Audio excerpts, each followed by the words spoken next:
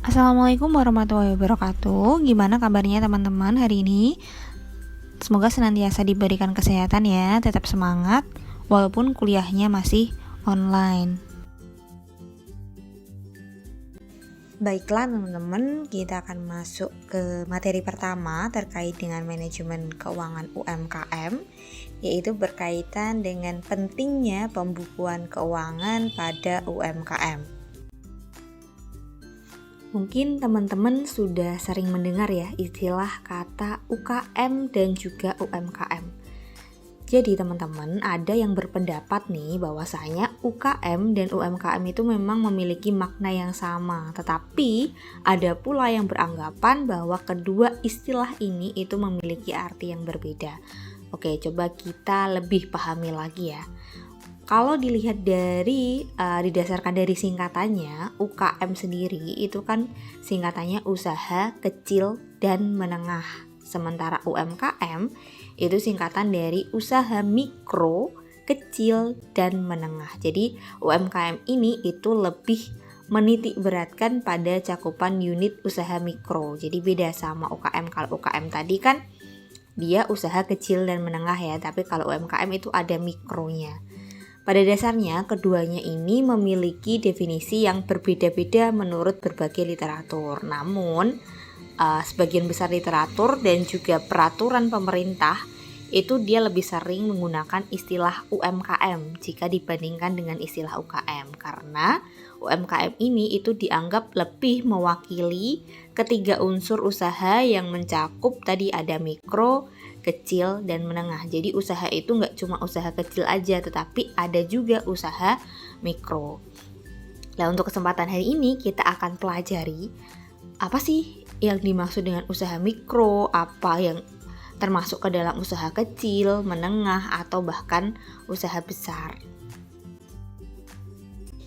Usaha mikro, kecil, dan menengah, atau mungkin yang teman-teman lebih familiar dengan istilah UMKM.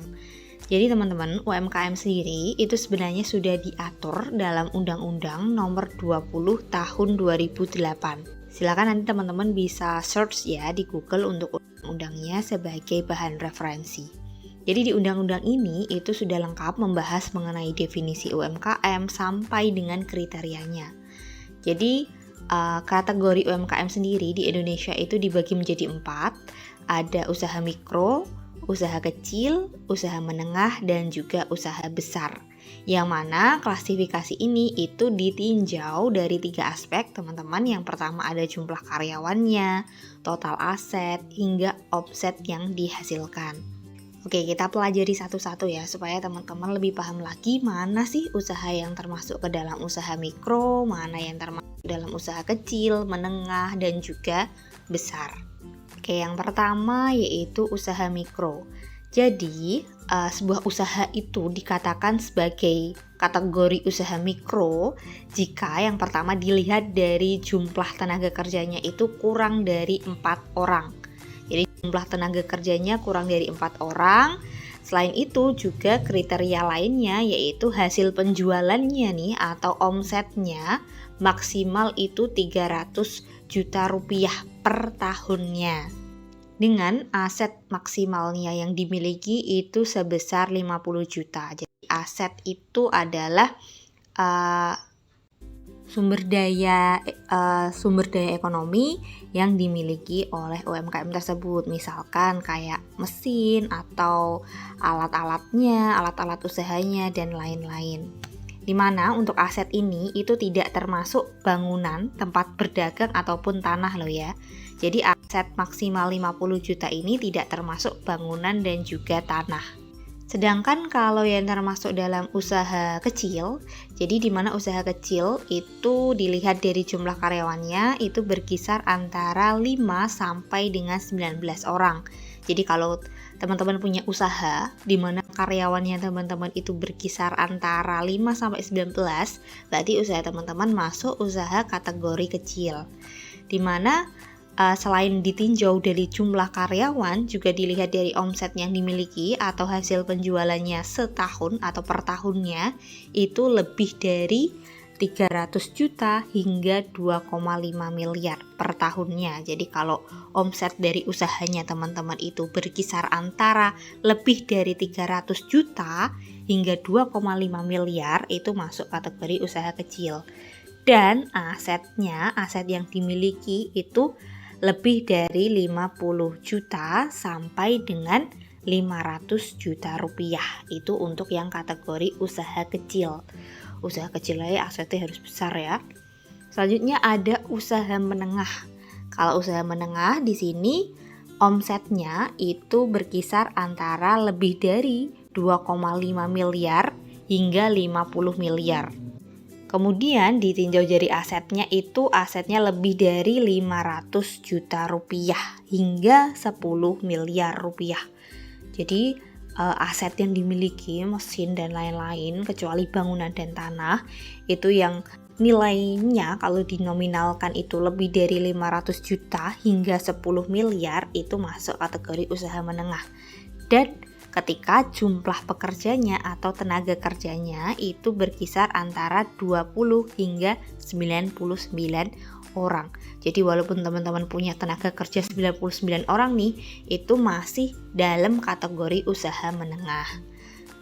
Umumnya kalau yang usaha menengah, jenis kategori menengah ini itu sudah memiliki manajemen bisnis yang lebih baik jika dibandingkan dengan usaha mikro dan usaha kecil. Jadi manajemen keuangannya itu umumnya akan lebih tertata. Jadi umumnya kalau usaha yang menengah ini itu dia memiliki manajemen dan organisasi yang lebih baik dengan pembagian tugas yang jelas. Jadi ada yang bagian keuangan, ada bagian pemasaran, dan juga ada bagian produksi. Selanjutnya untuk kategori usaha yang terakhir itu adalah usaha besar. Jadi lebih besar daripada usaha menengah dong. Kalau ditinjau dari jumlah tenaga kerjanya sendiri itu harusnya lebih dari 100 orang. Kemudian dari total asetnya itu lebih dari 10 miliar dan omsetnya itu lebih dari 50 miliar. Itu masuk ke dalam kategori usaha besar. Jadi ini perbedaan usaha dikategorikan dalam usaha mikro, usaha kecil, usaha menengah, atau usaha besar.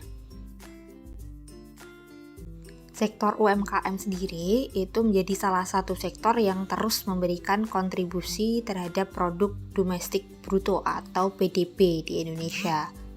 Di mana berdasarkan data yang saya kutip nih dari data Kementerian Koperasi dan Usaha Kecil dan Menengah atau Kemenkop UMKM, per tahun 2021 sendiri nih teman-teman, kontribusi UMKM terhadap PDB Indonesia itu mencapai 61%. Sektor UMKM ini sangat berperan untuk menopang ekonomi di Indonesia. Selain itu juga dari sektor UMKM ini juga berkontribusi untuk penyerapan tenaga kerja itu sampai 97%. Wah, luar biasa sendiri ya. Sebenarnya untuk sektor UMKM ini sebenarnya sangat-sangat potensial. Jadi perlu kita benar-benar kembangkan karena ini kontribusi terhadap PDB sendiri aja sudah mencapai 61%. Dan tenaga kerja, penyerapan tenaga kerja itu sampai 97%. Jelas semua pengusaha tentu ingin bisnisnya berkembang. Apa sih yang biasanya menghalangi pelaku UMKM untuk tumbuh dan berkembang? Ini berikut adalah masalah-masalah UMKM atau UKM yang sering terjadi di Indonesia. Yang pertama, mulai dari masalah susahnya akses pembiayaan. Yang kedua, peluang usaha. Yang ketiga, organisasi dan juga sumber daya manusianya. Yang keempat, berkaitan dengan birokrasi, aturannya, regulasinya. Dan yang kelima, yang tidak kalah penting adalah berkaitan dengan masalah pembukuan. Itu yang akan kita pelajari untuk hari ini, yaitu terkait dengan pembukuan pada UMKM. Mengapa sih pembukuan itu penting untuk sebuah usaha? Yang pertama teman-teman, dari pembukuan ini itu bisa menyampaikan informasi yang mana nanti bisa digunakan oleh pelaku UMKM untuk melakukan perencanaan usaha ke depannya. Yang kedua, pembukuan keuangan juga bisa mengetahui bagaimana sih posisi keuangan dari usahanya atau UMKM tersebut.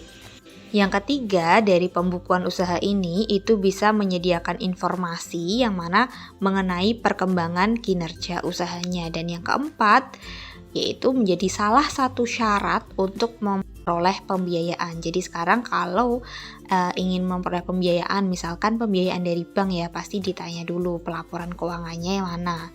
Jadi pembukuan keuangan itu menjadi salah satu faktor penting untuk kelangsungan usahanya sendiri. Jadi masalah krusial yang sering ditemukan pada UMKM di Indonesia itu umumnya adalah masalah keuangan. Biasanya hal ini disebabkan karena kurangnya kemampuan dari pemilik UMKM dalam mengelola dan juga membukukan keuangan usahanya, sehingga pemasukan dan juga pengeluaran keuangannya itu tidak tercatat dengan jelas. Dengan adanya pembukuan ini atau pencatatan sederhana ini itu sangat berpengaruh terhadap perkembangan bisnisnya. Jadi pemilik UMKM itu dapat melihat bagaimana sih kondisi dan juga perkembangan bisnisnya, termasuk keuntungan dan juga kerugiannya. Jadi bisa dijadikan patokan bagi pelaku atau pemilik UMKM untuk merancang strategi bisnis ke depannya. Itu pentingnya pembukuan bagi UMKM.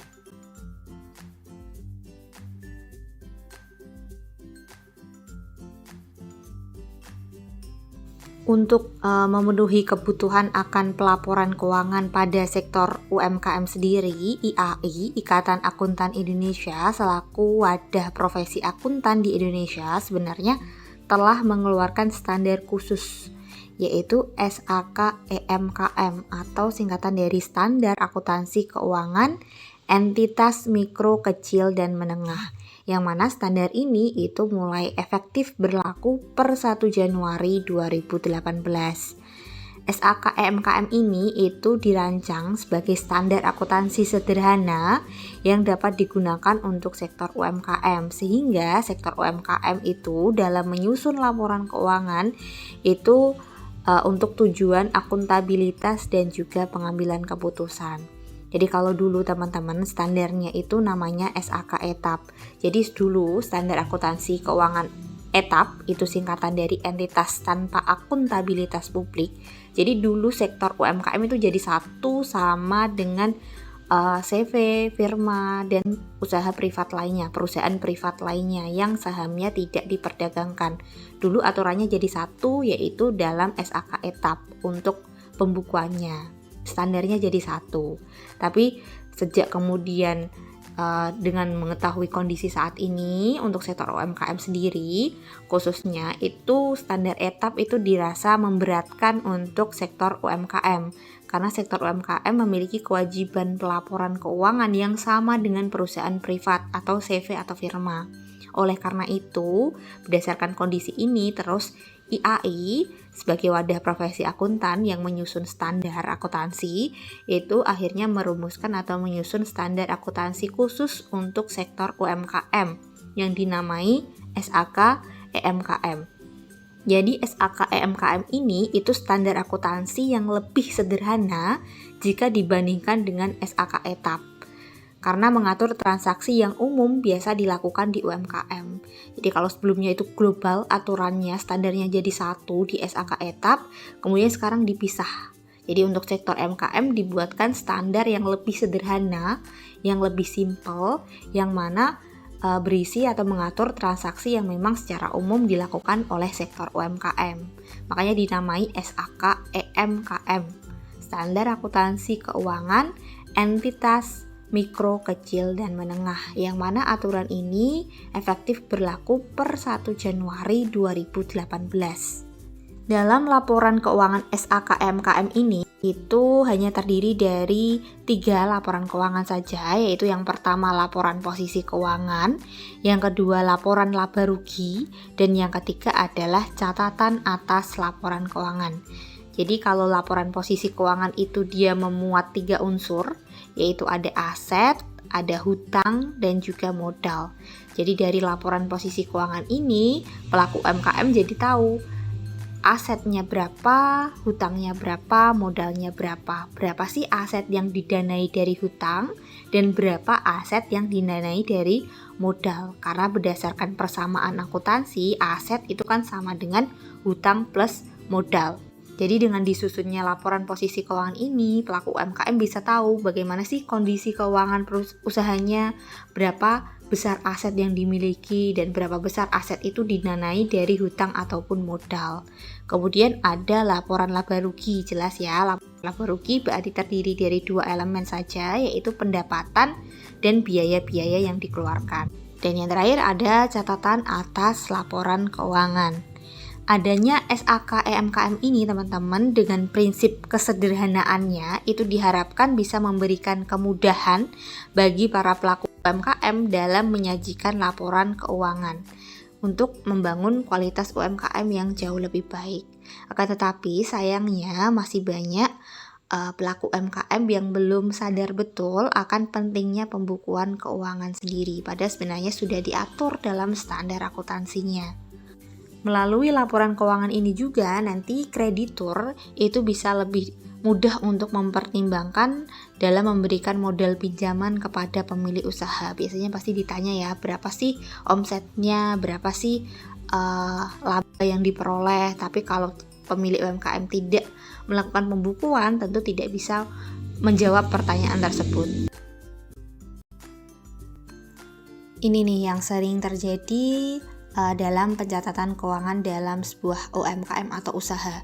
Umumnya nih, pelaku UMKM itu tidak memisahkan antara keuangan pribadinya dengan keuangan usahanya. Jadi pencatatan keuangan usaha itu harus dipisahkan dengan keuangan pribadi. Jadi jangan sampai dijadikan satu. Karena nanti akan mempermudah pemilik UMKM itu dalam menganalisa hasil usaha perusahaannya atau usahanya. Jadi kalau dijadikan jadi satu antara uang pribadi sama uang usaha, tentu pemilik UMKM akan kesulitan berapa labanya, berapa omsetnya, itu akan mengalami kesulitan karena dicampur jadi satu uangnya sama uang pribadi untuk kebutuhan sehari-hari. Ini yang masih banyak belum disadari sama pemilik UMKM, di mana dengan mencampur keuangan pribadi dan usaha itu akan membuat pelaku UMKM tidak bisa memastikan berapa sih kekayaan yang dimiliki, apakah itu bertambah karena usahanya atau dari sumber pendapatan lainnya. Pembukuan ini harusnya sudah mulai diperhatikan pelaku UMKM sejak awal membangun usahanya. Karena apa? Karena ketika usaha itu sudah mulai berkembang dan pembeliannya semakin meningkat, maka tentu jumlah transaksinya itu akan lebih besar. Jadi kalau sejak awal kita sudah terbiasa mencatat, dan nanti pas pembeliannya banyak atau meningkat, itu kita akan sudah terbiasa, lebih mudah dalam melakukan pembukuan.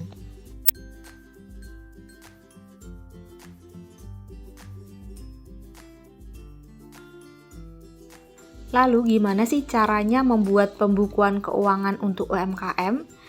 Jadi pembukuan keuangan sederhana itu sebenarnya bisa dihandle sendiri oleh pemilik UMKM tanpa perlu bantuan orang lain yang mengerti akuntansi secara mendalam. Jadi nggak perlu sebenarnya paham akuntansi baru membuat pembukuan, enggak.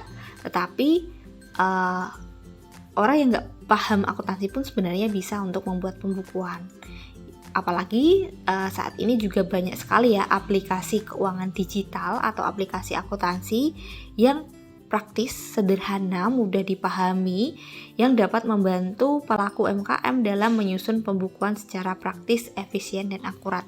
Jadi sekarang kan eranya digitalisasi ya teman-teman. Jadi lebih mudah lagi karena kita sudah bisa pakai aplikasi, tinggal kita klikkan aja, kita ketikkan pendapatan atau biaya, itu bahkan dari aplikasi itu sudah langsung nyusun sendiri laporan keuangannya.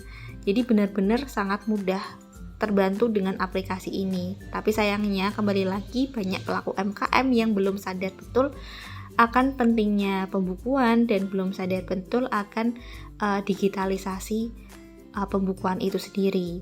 Jadi nggak perlu lagi kayak zaman dulu yang harus kita catat di buku akuntansi yang besar, buku batik yang besar itu kita catat satu-satu, capek enggak, tapi cukup dengan aplikasi yang ada di handphonenya masing-masing, itu sudah bisa kita jadikan sebagai pembukuan keuangan. Malah cenderung lebih praktis dan sederhana, dan mudah dipahami, bahkan untuk orang-orang yang tidak paham akuntansi sekalipun. Salah satu aplikasi yang umum dipakai oleh pembukuan keuangan pada sektor UMKM ada aplikasi Buku Warung. Mungkin nanti juga teman-teman bisa di-download dulu untuk aplikasinya, bisa dicek seperti apa sih pembukuannya untuk lebih memahami lagi bagaimana sih pembukuan yang ada di UMKM. Jadi ini hanya satu dari sekian banyak aplikasi yang ada di Play Store yang menyediakan jasa untuk pembukuan keuangan lebih praktis lagi ya.